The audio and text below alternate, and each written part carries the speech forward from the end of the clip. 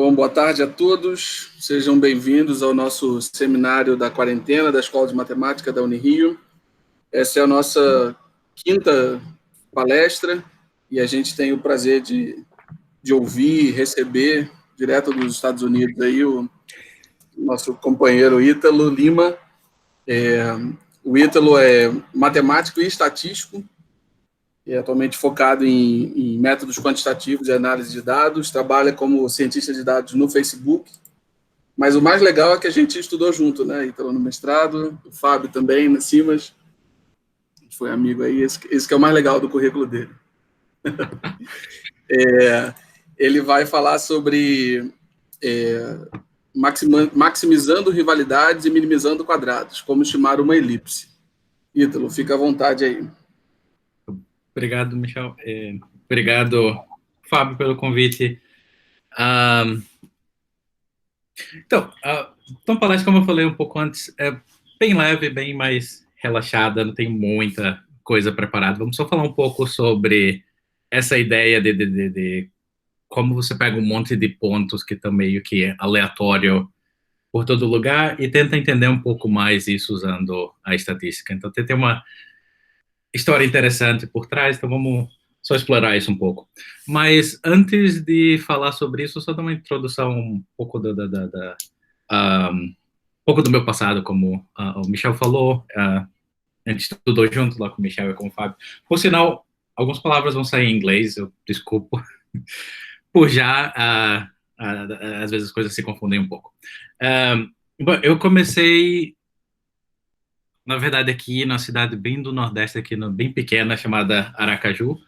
Lá que eu nasci, fiz minha escola, tudo por lá. E depois me mudei para o Rio, foi onde comecei a estudar no IMPA, com o Michel, com o Fábio e todo mundo lá. Fiquei uns bons anos bem divertidos por lá, aprendi uma quantidade absurda de coisa. Basicamente tudo que eu consigo fazer hoje em dia, boa parte veio de lá do IMPA, tudo que aconteceu por lá. Mas depois disso, eu decidi que estava na hora de explorar um pouco mais e decidi me mudar para os Estados Unidos. E para sair do sudeste do Brasil, por aqui, eu me mudei para o sudeste dos Estados Unidos, mais ou menos por aqui. Mais ou menos essa região daqui. Mudei para uma cidade bem pequenininha, basicamente só a faculdade, na cidade inteira, tipo 30 mil pessoas. Acabei meu doutorado por lá, como o Michel falou, me especializei um pouco mais em matemática, um pouco em estatística, mais caindo para estatística do que para matemática. Fiz umas pesquisas que, na verdade, talvez a gente consiga chegar e falar um pouco hoje. A ideia central da pesquisa que eu fiz por lá foi basicamente tentar entender o que eu vou falar hoje no nível um pouco assim, com mais dados. Então, estava tentando entender quando você tem um monte de função e um monte de incerteza, como é que você consegue meio que achar a representação de todos aqueles dados.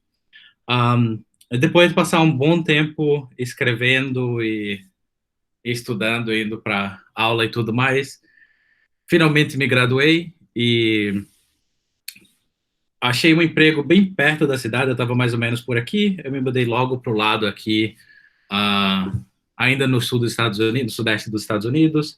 Trabalhei um pouco como um analista de risco, então eu tinha estava dando empréstimos para carro e só tentando entender como analisar o risco desse empréstimo, tipo, algumas pessoas não pagam, então como analisa qual a chance dela não pagar e tudo mais.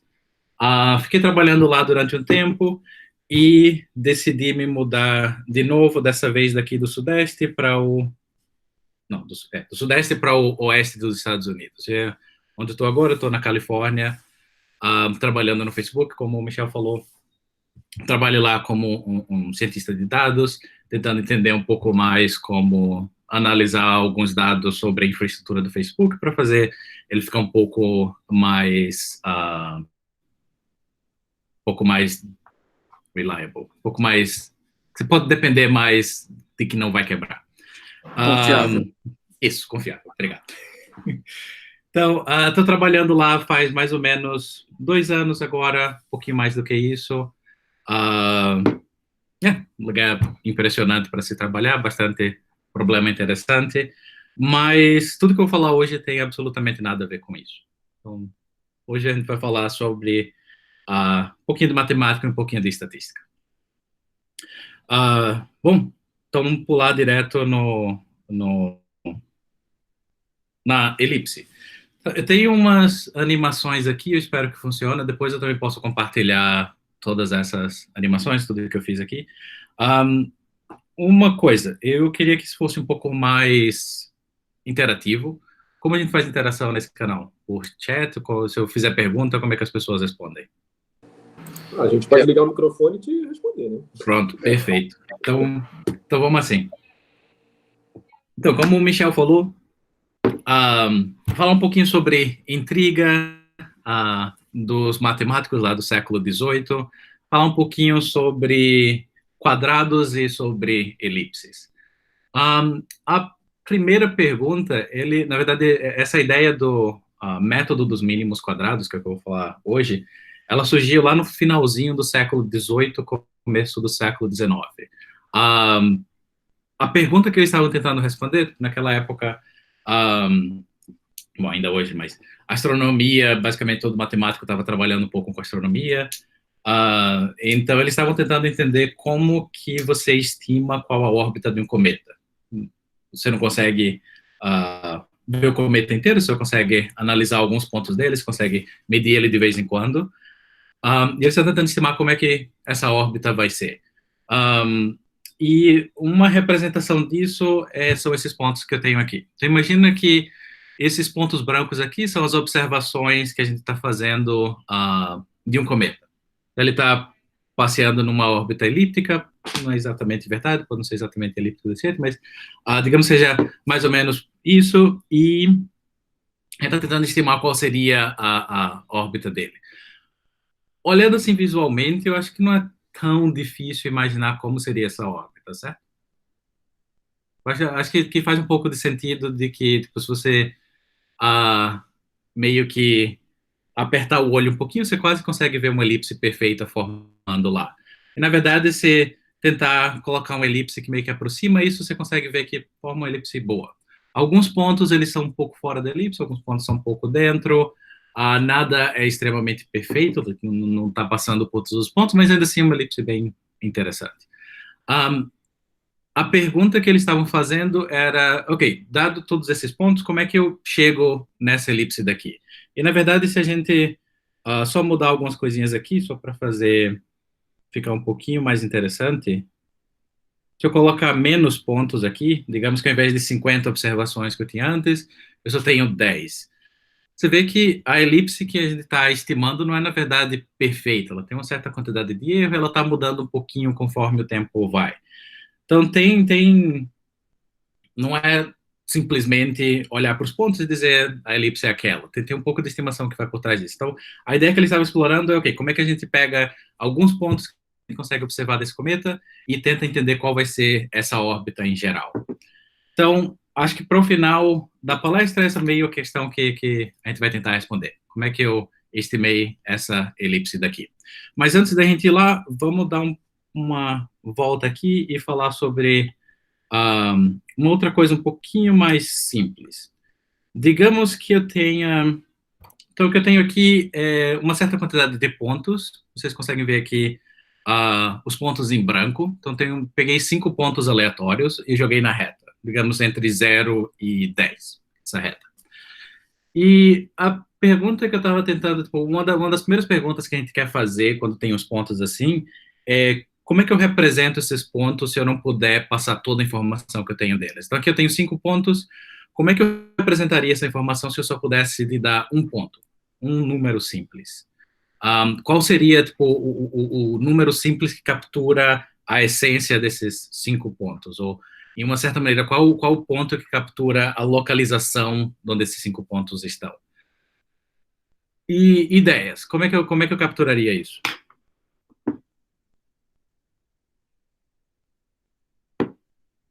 Alguma ideia? Média. Média é uma ideia boa, mas por que por que a média? O que é que a média tem de especial que faz uma boa medida para capturar isso? Vamos tentar explorar um pouco a ideia aqui. Então, eu tenho esses 5 pontos, e o que eu estou traçando aqui também, você vê que eu tenho um ponto vermelho aqui, que eu consigo mexer um pouco para frente e para trás. Deixa eu ver se consigo fazer isso ficar um pouquinho maior, para ele não ficar pulando de um lado para o outro. Oops. Come on. There we go. Você vê que eu tenho um ponto aqui vermelho que eu posso mandar para um lado, posso mudar para o outro. E cada um desses pontos, para cada um dos pontos brancos, para cada um dos 5 pontos que eu peguei, eu estou meio que traçando qual a distância do ponto vermelho para o ponto branco. Então, primeiro aqui é traçando a distância do ponto vermelho para o ponto todo da direita, e assim por diante. Então, se eu escolher um ponto vermelho que está mais ou menos, digamos, aqui, todo para o lado direito, esse claramente não é uma boa resumo dos 5 pontos que eu tenho ali. Ele está muito para fora, toda a distância entre o ponto vermelho e esses pontos brancos, eles estão bem longe. Então, a ideia é exatamente como o Alexandre acabou de mencionar. Esse ponto vermelho aqui é um ponto ruim, porque o erro que eu estou tentando capturar entre o ponto vermelho e esses pontos brancos, então, qualquer ponto que eu escolher aqui, ele nunca vai ser perfeito. Mas a quantidade de erro que eu tenho aqui é muito grande. Aqui, ela é um pouco menor. Então, a ideia que a gente tem aqui é como é que eu capturo essa essência de que eu quero minimizar o erro. Eu sei que sempre vai ter um pouco de erro quando eu escolher um ponto vermelho, mas qual a ideia de qual o mínimo que eu consigo pegar?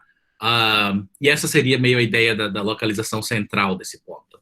Então, tem uma aqui, se a gente pode ir olhando, pode fazer isso meio que só pelo computador mesmo. Você vai passando aqui, eu acho que todo mundo consegue ler que eu tenho o valor do ponto vermelho e o erro total. Então, esse erro eu estou deixando um pouco em aberto por agora, a gente vai falar um pouco mais sobre ele. Mas você vê, se eu vier para cá, o erro está bem grande, 25. Se eu vier para cá, ele começa a diminuir, chega no mínimo meio que 8, 7, e aí chega no mínimo aqui de 7.1, 7.2, e do nada ele começa a crescer de novo. Isso é bom, significa que, se fosse pensar como esse erro se parece, ele... deixa eu ver se consigo fazer isso aqui. Ele meio que... Ele meio que vem...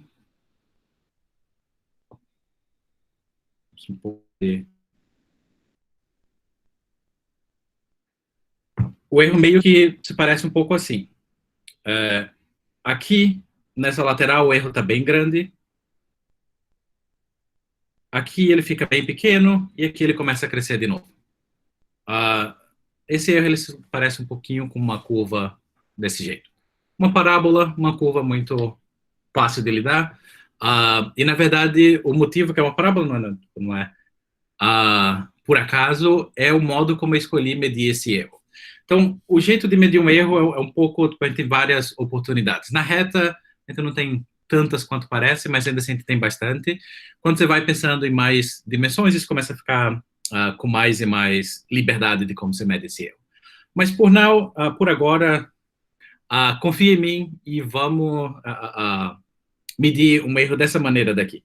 O que eu quero fazer é, eu vou chamar esse ponto aqui, vamos chamar ele de S, de ponto especial. E o modo que eu quero medir o erro eu quero olhar, na verdade, não, como é que eu meço esse erro? Ao invés de eu falar direto, o que vocês acham que eu deveria usar para medir esse erro? Então, o que eu quero medir é o erro entre o ponto vermelho e os pontos brancos que eu tenho aqui. Então, como eu mediria ele?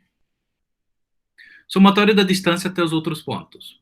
Isso é um bom jeito, é um jeito que faz bem intuitivo. A gente está tentando achar a localização central, então distância faz todo sentido. Medir a distância numa reta é bem simples. Você pega o ponto vermelho, vamos chamar ele de S, e digamos chamar esse ponto aqui de 1. O jeito de medir a distância, você pega S menos A1, calcula o módulo e pronto. Então, isso vai dar uma certa distância. É a mesma coisa que medir qual o tamanho dessa parte branca aqui. E eu posso fazer a mesma coisa com os outros pontos. Então, eu tenho 5 pontos, ao invés de chamar de A1, vamos chamar disso de AI, e vamos somar isso de 1 até 5. Perfeito.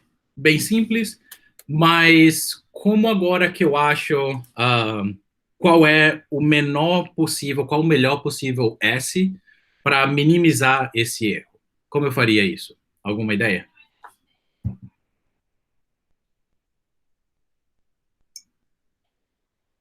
Qual seria a melhor maneira de fazer isso?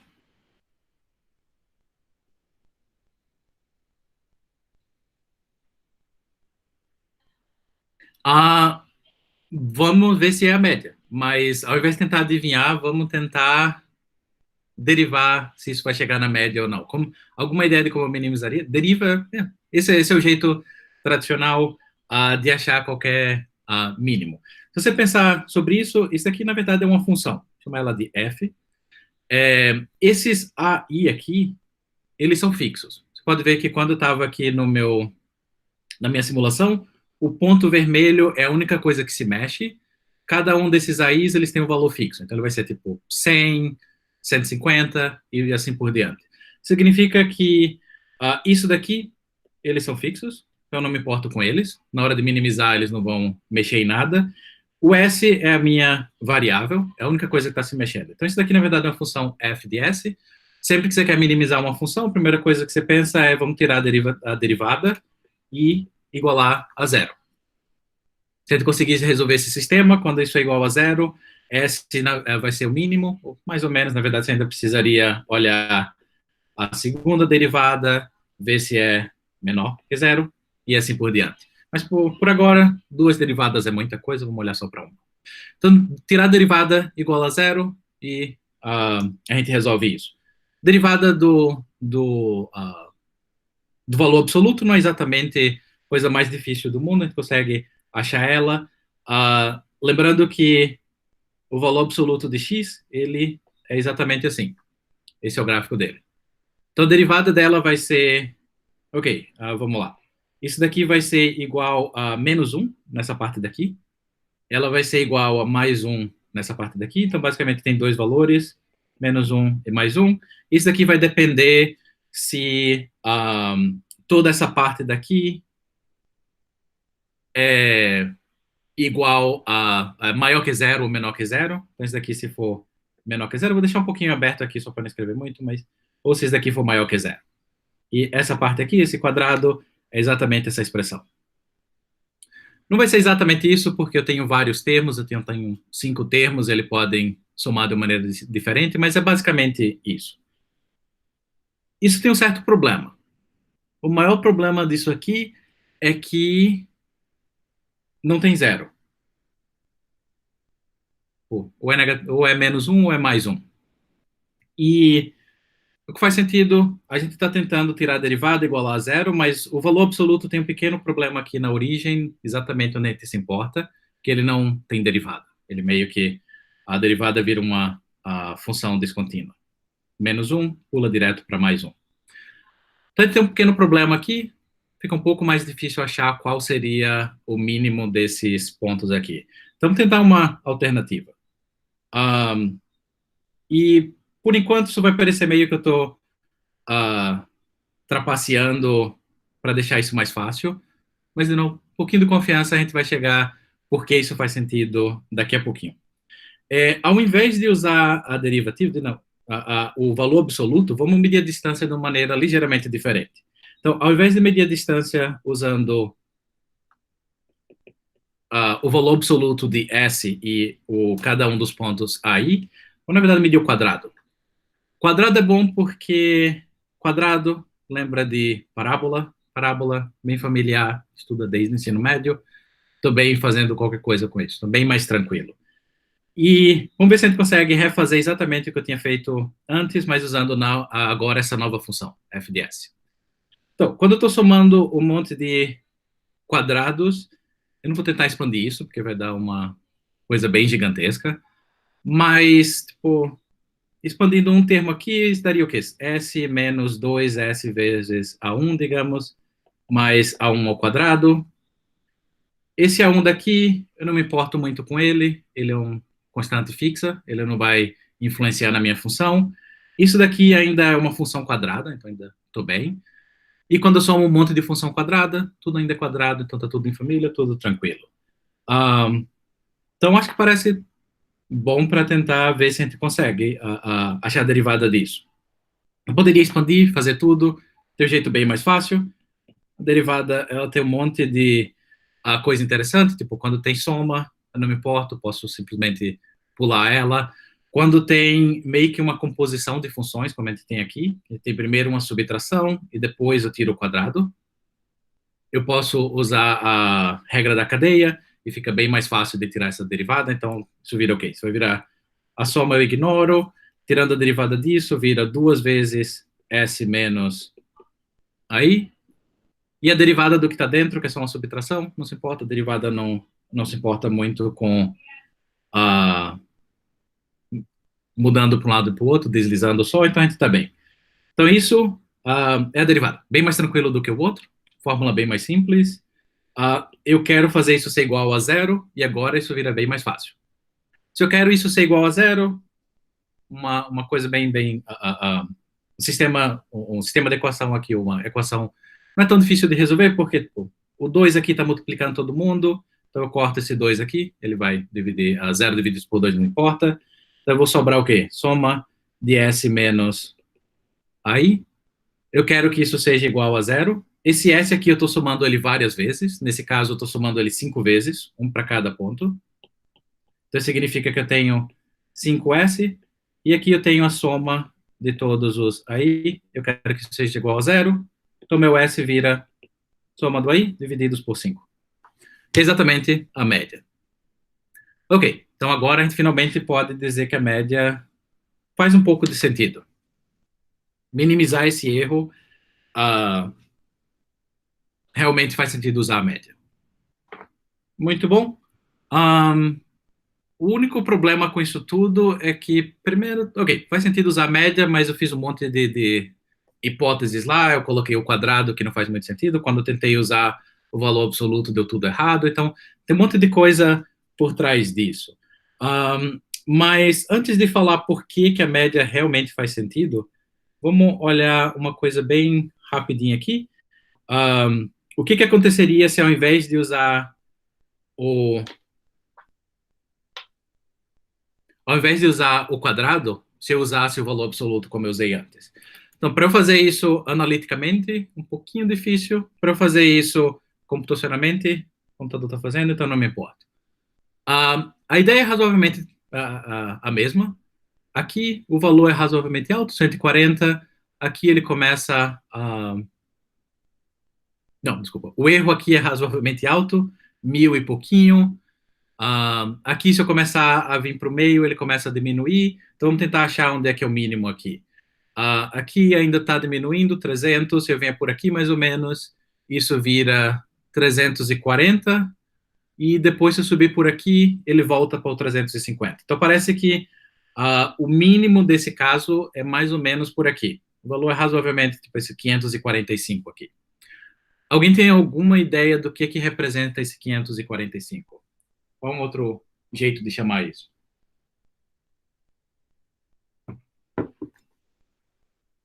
Alguma ideia do que vira? Então, a gente mudou um pouco o modo como a gente está calculando a distância e a gente está obtendo um novo coisa aqui. A gente já sabe que não é exatamente a média, ou pelo menos não é tão fácil concluir que é média. Isso daqui, na verdade, tem um outro nome. Alguém tem alguma ideia do que seria? Deixa eu dar mais uma dica aqui. Deixa eu colocar, ao invés de 5 pontos, deixa eu colocar 6 pontos. Vamos ver se fica mais fácil. Quando eu olho 6 pontos aqui, de novo, valores bem altos por aqui. Opa, tá funcionando? Tá. Valores bem altos por aqui. Quando eu chego por aqui, ele meio que vira 440. O mínimo acontece mais ou menos 370, 50. Tô olhando para o valor errado. Tô dizendo todos os números errados. 520 por aqui pelo meio. Quando eu venho para cá, é um pouco maior, 580. Para cá, 600. Então parece que o mínimo acontece por aqui. Na verdade, todos esses pontos têm o mesmo valor. Se olhar aqui, tem 522, o erro total. Aqui, o erro total também é 522. Isso dá alguma dica do que isso significa?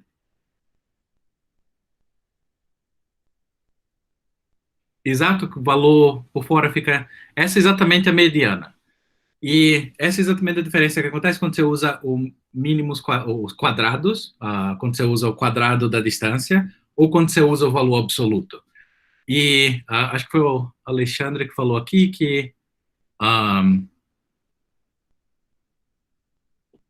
acho que eu acabei de quebrar aqui, vamos de novo, Start Podcast, que o peso dos pontos fica bem menor, e é exatamente isso que acontece. Vamos ver um pouquinho o que isso significa.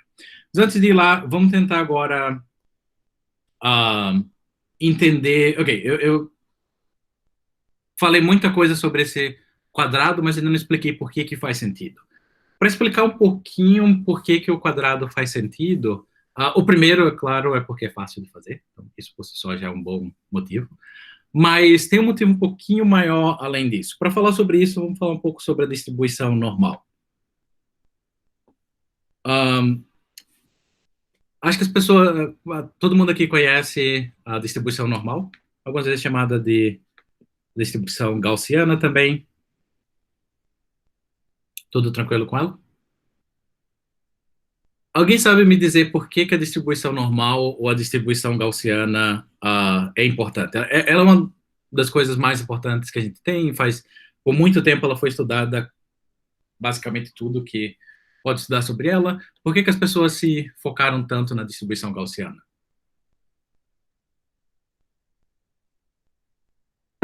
Alguma ideia? Tem um motivo bem interessante por trás da distribuição gaussiana, que é o que é chamado teorema central.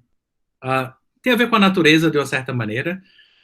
O jeito que os matemáticos formalizaram essa natureza é o que chama de teorema central do limite, ou algumas pessoas vão chamar de teorema limite central. O teorema central do limite, o que ele fala, é uma coisa bem interessante sobre a distribuição gaussiana. Ou sobre distribuições em geral. Deixa eu voltar aqui para a minha simulação. Deixa eu só pegar essa normal aqui. Então, o que eu tenho aqui é uma simulação simples. Eu estou simulando um monte de números aleatórios que são uniformes. Então, o que isso significa é... Entre essa reta daqui, digamos 0 e 100, eu estou gerando números aleatórios uniformemente entre todos esses pontos, e cada uma dessas barras aqui, o que elas significam é quantos números eu consegui que estão dentro dessa área da barra. Então, por exemplo, aqui eu tenho mais ou menos os números, digamos, entre 0 e 20, entre 20 e 40, e assim por diante. Então, eu estou só vendo, contando quantos números. Se você vê, basicamente tudo isso daqui é uma reta uniforme, não tem muita coisa acontecendo por aqui. Então, a única coisa que eu vou fazer agora, eu vou continuar gerando exatamente a mesma coisa, vou gerar o mesmo número, mas, então, só para escrever o que a gente tinha lá, o que eu estou gerando é um monte de número x, que é uniforme. Então, tudo vira só uma reta.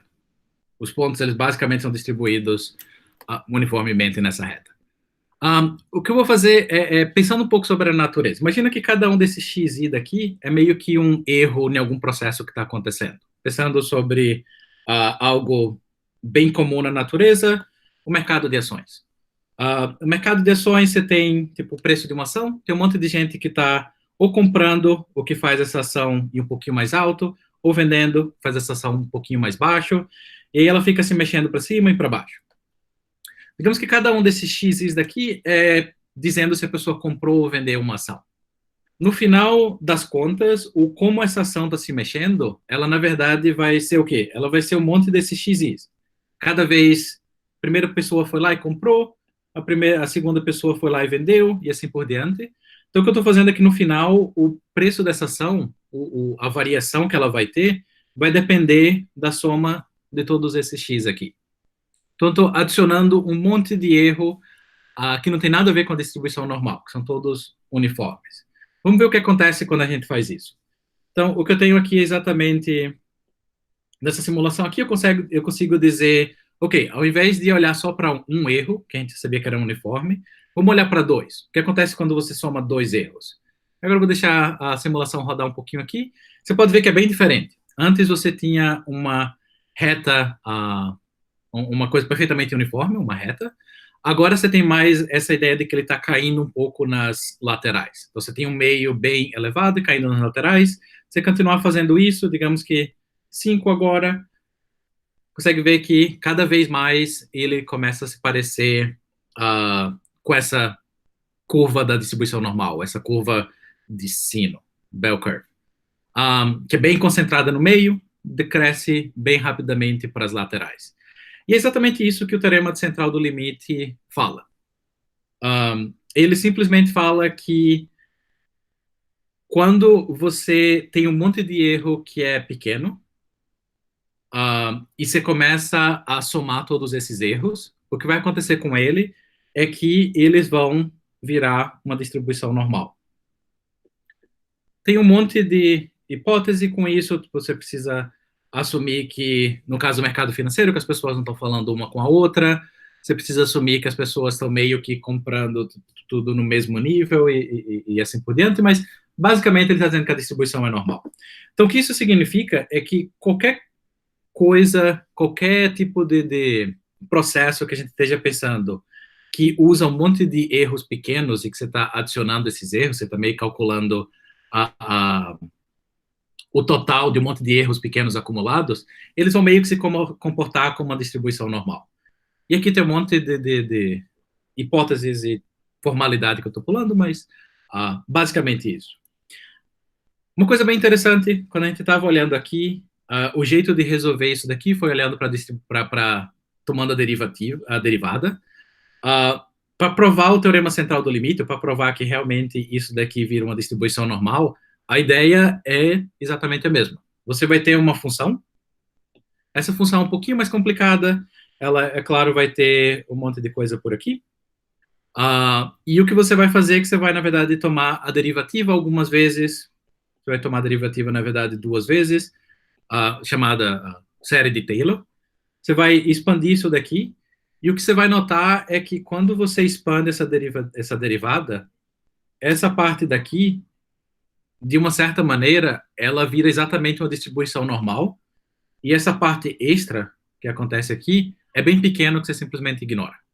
É um erro extremamente pequeno, e uma prova, na verdade, razoavelmente simples. Ok, então a gente já sabe que a distribuição normal faz sentido. O que isso tem a ver com o modo que eu calculei? Só lembrando, o que eu queria ver é por que acho que eu estou considerando os quadrados aqui. Então vamos lá para a distribuição normal. Começar a escrever um pouquinho mais de fórmula. A forma da distribuição normal, ajuda aqui, como é que chama PDF? Densidade, a função de densidade da distribuição normal, ela tem essa forma daqui. Então, para densidade, você vai ter um x. A distribuição normal, ela tem 2 parâmetros. Por sinal, basicamente, a primeira derivada no slide anterior e a segunda derivada no slide anterior, que é a média e a variância também. E a forma dela é isso daqui. Será que eu vou me lembrar disso? É a exponencial de x menos a média ao quadrado, dividido pela sigma square. E provavelmente eu estou esquecendo uma constante aqui na frente que quase certamente vai ter alguma coisa a ver com π. Π está sempre no meio dessas exponenciais. Ok. Acho que eu não estou tão errado. Talvez tenha um 2 por aqui. Ok. Isso está sendo gravado, então deixa eu só ter certeza que eu não estou escrevendo nada muito feio.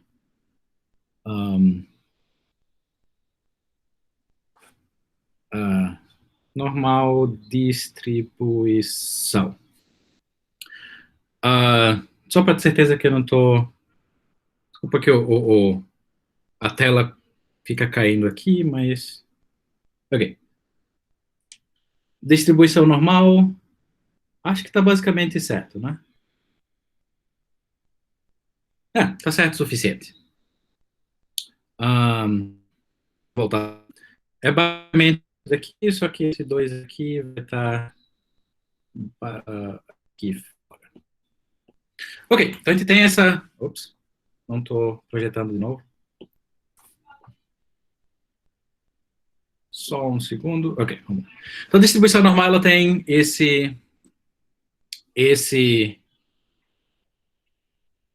essa fórmula aqui. Ok, estou tendo um pouquinho de dificuldade aqui com a broadcasting. Só um segundo.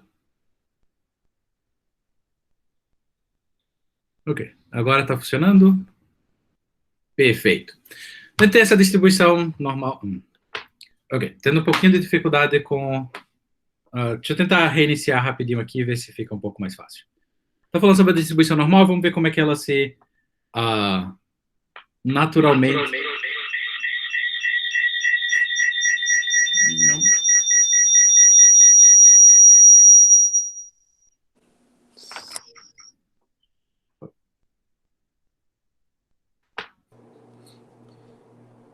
Só um pouquinho aqui de erro.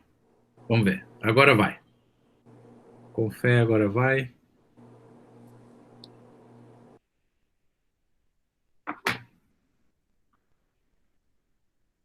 Foi? Foi.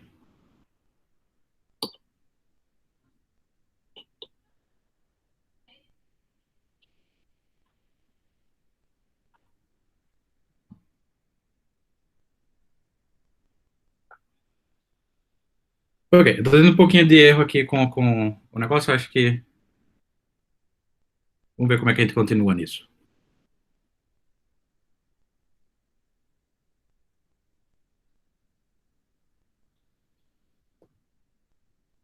Vamos ver se esse daqui funciona.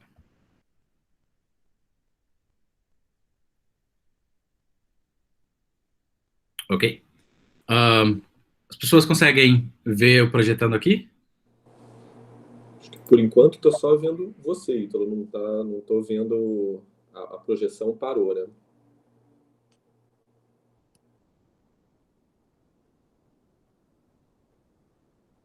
Então, só falar um pouquinho sobre isso enquanto eu tento, para não perder muito mais tempo. A distribuição normal eu coloquei lá como é que ela funcionava. Tem uma coisa que chama o máximo... Um pouco de ajuda também em questão do português, MLE, Maximum Likelihood Estimation. Então, isso significa quando você tem uma distribuição e você quer entender qual seria o melhor parâmetro que você escolhe para aquela distribuição. Então, na distribuição normal, eu falei que tem 2 parâmetros. Um é a média, μ, e o outro é o sigma quadrado, ou a média e a variância. Como a gente estima...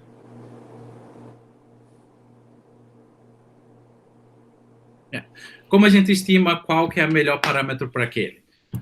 Maximum Likelihood Estimation, MLE, eu esqueci completamente como se fala em português. A ideia lá é você tenta olhar, ok, eu tenho os meus dados, que seria bem mais fácil eu conseguir se apresentar. Você tem os meus dados que estão, que eu estou tentando aproximar com aquela distribuição, e eu tento ver, ok, qual os parâmetros que me dariam a melhor, a maior probabilidade de ver aqueles dados. Uma coisa que na estatística faz sentido. Você tem alguns dados, você tem uma distribuição, você quer entender como você meio que aproxima aqueles dados com a distribuição, você tenta maximizar a probabilidade de que aqueles dados vão aparecer de novo com aquela particular distribuição. Uma coisa bem interessante... Sim. Agora a gente está vendo sua tela. Deixa eu tentar não me mexer muito aqui. Ok, bem devagar. Isso, agora sim. Bem devagar. Ok. Aqui está indo... Será que eu deletei aquilo?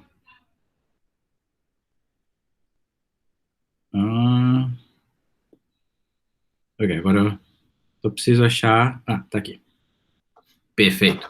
Ok, então eu tenho um monte de ponto aqui e eu quero entender qual é dessas distribuições normais aqui, qual a melhor distribuição para esses pontos. Então a ideia é, eu olho, ok, se eu escolher μ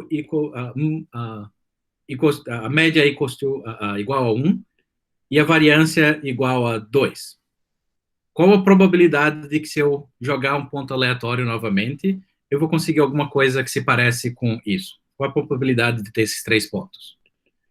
Essa ideia, a gente quer pegar isso o máximo possível. Então, a ideia é, eu vou mover esses pontos daqui e eu vou tentar maximizar essa probabilidade aqui. A ideia de fazer isso é o que eles chamam exatamente de MLE, Maximum Likelihood Estimation. Oi, Ok. Ítalo.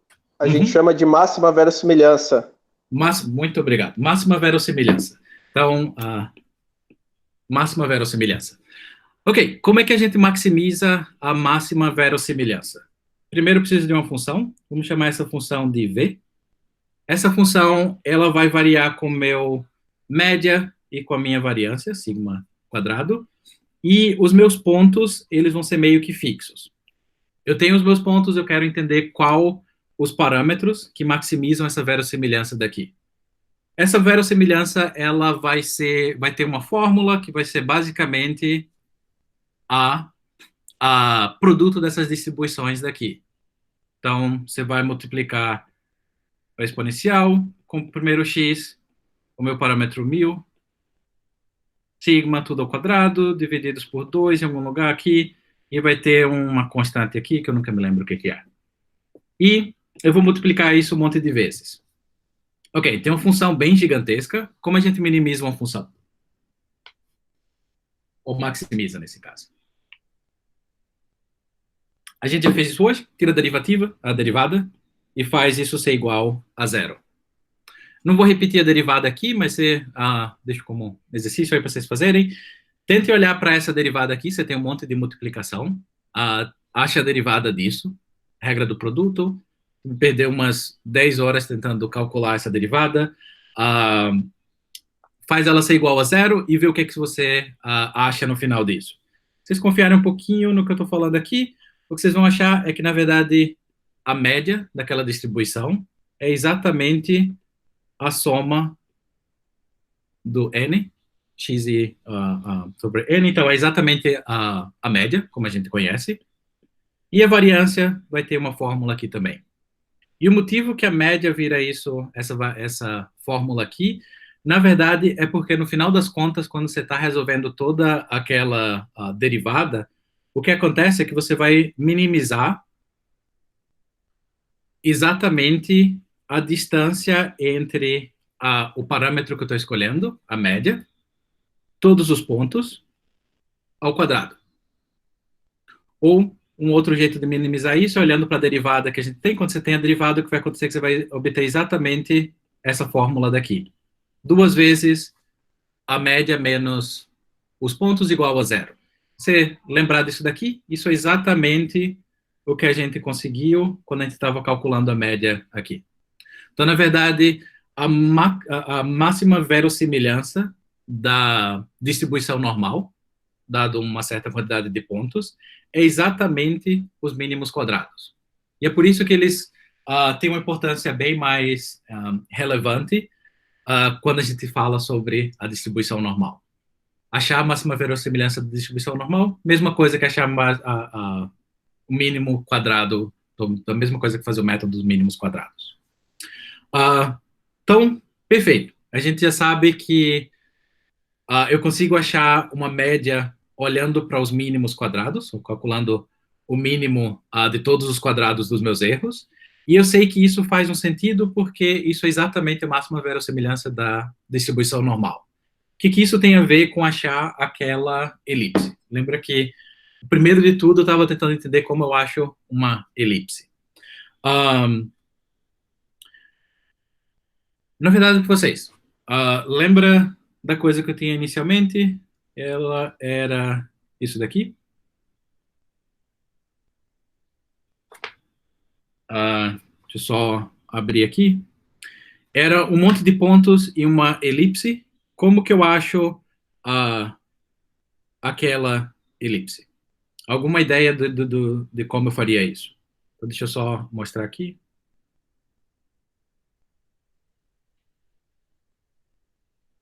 Ok?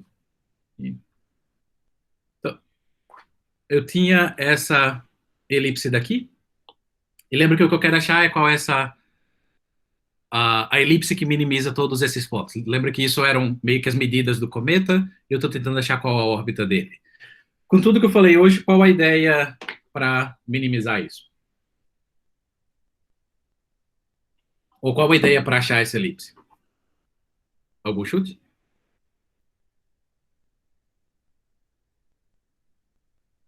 Alguém? Usar o método dos mínimos quadrados. Exatamente a mesma coisa. Você imaginar aqui, antes eu tinha um ponto, que era que eu estava tentando achar qual era a média, então eu estava tentando achar qual o ponto que era a menor distância de todos os outros. Lembra desse daqui? Estava tentando achar esse. Mas fazer isso daqui com elipse é exatamente a mesma coisa, mesma ideia. Ao invés de ter um ponto que você quer minimizar, você tem, na verdade, todas as elipses possíveis. Imagina que eu tenho todas as possíveis elipses que eu consigo desenhar no plano. Eu quero achar qual é a que tem a menor possível distância entre a elipse e todos esses pontos aqui. Então, tentando achar qual é a que tem a menor erro possível. E o final disso é exatamente a mesma coisa que achar a média. A gente usa o método dos mínimos quadrados, calcula a distância em cada um dos pontos aqui, e a gente acha essa elipse que minimiza todos os erros. Acho que não tem muito tempo, acabo falando um pouco demais sobre esse assunto, mas a ideia maior nisso aqui é que uma elipse, na verdade, não é uma coisa muito difícil.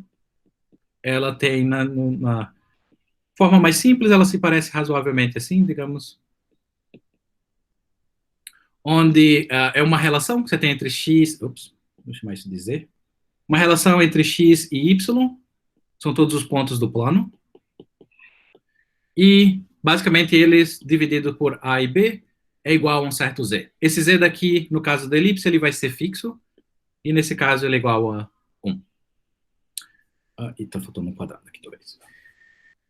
Então, o que eu tenho aqui é uma função, tanto quanto eu tinha antes, que tem um parâmetro A que eu quero saber, um parâmetro B que eu quero saber, e eu quero minimizar o erro entre todas as possíveis elipses. Então, se eu mudar esse A e B aqui, e tentar chegar a qual é o que minimiza a distância entre aquela elipse e os meus pontos que eu tenho no plano.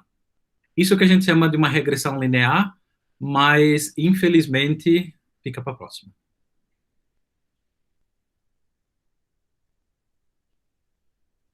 Acho que eu estou basicamente no tempo, não? Sim, está dentro do tempo, sim. Obrigado aí, a apresentação foi muito legal. E aí vou abrir para as perguntas agora. Quem tiver perguntas aí, pode fazer. Se a fila for grande, vai anotando ali no chat que a gente vai passando a palavra. Mas quem já tiver pergunta, pode fazer. Pode falar, Alexandre.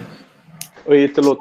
Aqui é o Alexandre, eu sou estatístico e eu sou, esse semestre que não está correndo, inclusive, eu sou responsável pela disciplina de estatística e probabilidade. A pergunta que eu queria fazer, a curiosidade que eu tenho é a seguinte: como você, com conhecimento teórico em matemática, começou a se interessar por estatística e também quais foram as habilidades, além do conhecimento técnico em matemática e estatística, que te levaram a atuar como cientista de dados hoje? A verdade não é tão interessante. O maior motivo é simplesmente que eu queria mexer com o computador. Eu estudei matemática pura durante um tempo gigantesco. Queria mexer um pouco mais com o computador, queria ver um pouco mais coisas acontecendo na minha frente, e meio que por acaso a estatística apareceu na minha frente. Na verdade não é muito, nada muito interessante, mas basicamente só por isso. Eu consegui achar na estatística, meio que por acaso, uma ideia de... ainda tem bastante matemática no meio da estatística, mas eu consigo ver coisas acontecendo um pouco mais concretamente. Em relação a qual, tipo, você perguntou quais eram os conceitos que eu mais uso e o que é mais importante? Ou quais as habilidades que você precisou desenvolver além do conhecimento técnico em matemática e em estatística? Por exemplo, computacional, além do inglês, administração ou algo assim? Então, só um pouco antes disso, em termos de conhecimento técnico, também tem uma coisa bem importante por aqui, e sendo matemático puro, tipo, de formação antes de estar um pouco de estatística, a parte, na verdade, que eu mais peguei dali é a ideia, tipo, a curiosidade de um matemático. Tipo, tirando mesmo, independente de todos os conceitos técnicos que eu aprendi, curiosidade com certeza foi a coisa que mais me ajudou em estatística e a coisa que mais me ajuda hoje em dia como cientista dos dados também. Mas em termos das coisas que eu precisei aprender, cientista dos dados é uma definição um pouco complicada. Dependendo de quem se pergunta, dependendo da empresa, eles vão mudar um pouco o que exatamente eles fazem. No meu caso, as coisas que eu precisei desenvolver, além da técnica de estatística e por parte da curiosidade, foi bastante computação. Então, um cientista dos dados, ele não vai ser um engenheiro de software, mas ainda assim, tipo, hoje em dia você não consegue calcular estatística manualmente com a quantidade de dados que a gente tem. Você vai precisar do computador com certeza. E aprender alguma linguagem de computação é extremamente necessário. Em geral, as empresas vão pedir tipo Python ou R, mas basicamente qualquer coisa que você aprender, computação é computação, mudar é bem mais fácil do que aprender o básico. Depois que você aprende um pouco de computação e fica um pouco mais confortável mexendo com dados, uma outra coisa que você precisa, com certeza, é um pouco mais do business side, da parte de entender o negócio. Tentando entender, tipo, uma das maiores, digamos, superpower de um cientista dos dados é que você consegue influenciar a decisão de uma empresa usando coisas concretas. Você consegue olhar para dados, alguma coisa que não vai mentir para você, ou se fizer certo, ele não vai mentir, e você consegue apresentar esses resultados e mudar a direção da empresa, tipo, dizendo, por tudo que eu olhei, isso daqui é o que a gente deveria fazer, senão não vai ser o ideal, alguma coisa vai dar errado. Então, tentar entender e tentar aprender como apresentar isso de uma maneira que pessoas que não são cientistas, não têm estatística, consigam entender e consigam realmente utilizar aquilo, acho que é uma das coisas tipo, muito importantes que vão um pouco além do lado técnico. Basicamente, você pode fazer toda a análise que você quiser, se ninguém atuar nela, é meio que inútil. Mais alguém tem perguntas aí? Pode ligar o microfone e fazer.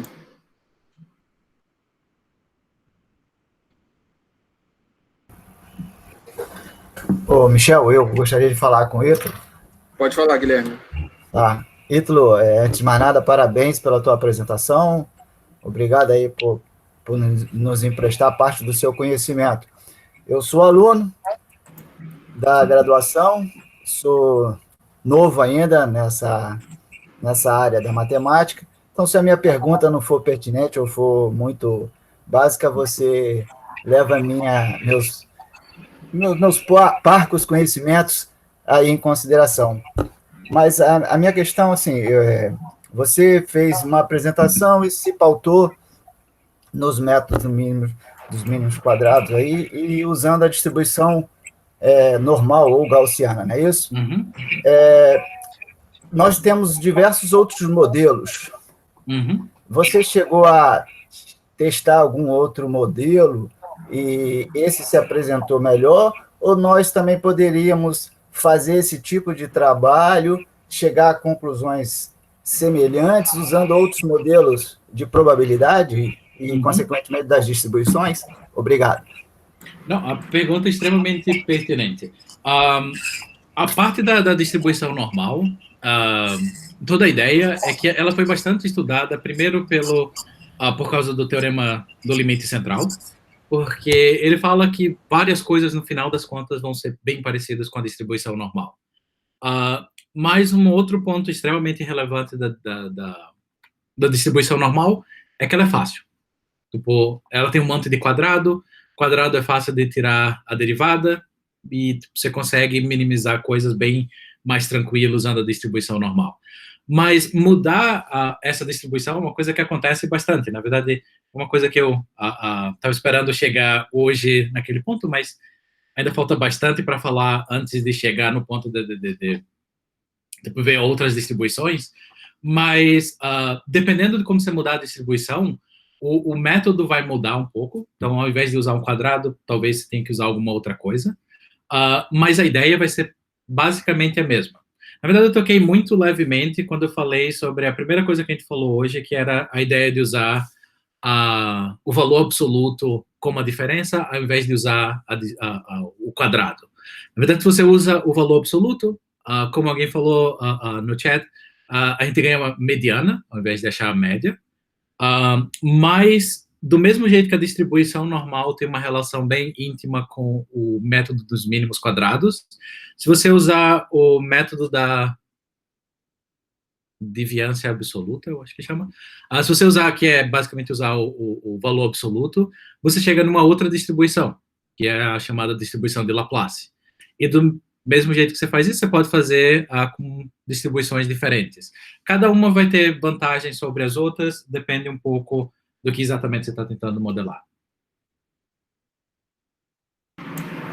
Mais alguém tem pergunta? Bom, senão eu queria agradecer de novo ao Ítalo, assim, pelo seu tempo. Muito obrigado. A palestra foi muito legal. A gente está disponibilizando as palestras, né, no canal do YouTube da Escola de Matemática, a gente vai divulgar. Vou aproveitar para dizer, se você está assistindo a gente aí no YouTube e gostou do vídeo, dá aquela curtida, compartilha com os amigos aí, divulga para todo mundo. Toda terça-feira a gente está fazendo o nosso seminário. Na próxima semana a gente vai ter a professora Tatiana Roque, da UFRJ, e acho que ainda a gente não tem o título, mas quando estiver chegando mais perto a gente divulga para todo mundo. Então, obrigado a todo mundo aí. Como a gente tem feito sempre, vou pedir para todo mundo ligar os microfones e agradecer o Ítalo com uma salva de palmas. Antes disso, tem dever de casa? Sim, passa. Dever de casa. Tenta entender, procura um pouco sobre a distribuição de Laplace e faz a mesma coisa que eu fiz aqui com a distribuição gaussiana, de olhar para o produto das probabilidades, calcular a máxima verossimilhança e ver que a distribuição do Laplace é bem relacionada com o valor absoluto. E o segundo dever de casa tenta resolver o problema inicial, que é você ter um monte de ponto, como você acha a elipse que chega naquele mínimo. Vocês aplicaram o método do mínimos quadrados, tem uma quantidade absurda de cálculo ainda para ser feito, mas vocês chegam lá. Valeu, então vamos agradecer o Ítalo, todo mundo, ligando os microfones aí.